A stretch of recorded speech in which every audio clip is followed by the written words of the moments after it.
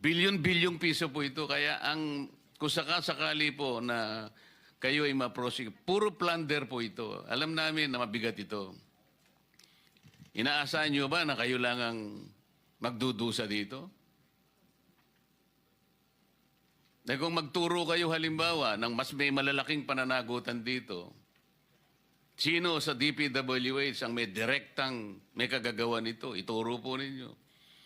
Sino po sa mga funders, sino po mga politiko na may kagagawa nito? Ituro po ninyo.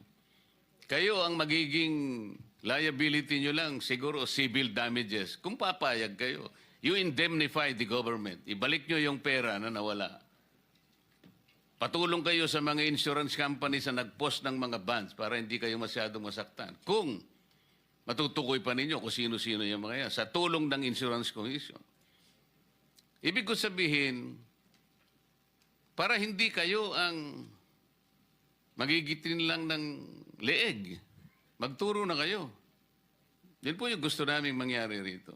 Bagamat meron pong nagbigay na ng mga feelers, ngunit hindi namin alam kung paano namin kayo matutulungan hanggat hindi po kayo magsasabi talaga. Meron po talagang sumulat sa amin na nagsasabi na gusto na nilang magtapat, ngunit ang sabi nila, nanganganib po ang buhay namin at buhay ng aming pamilya.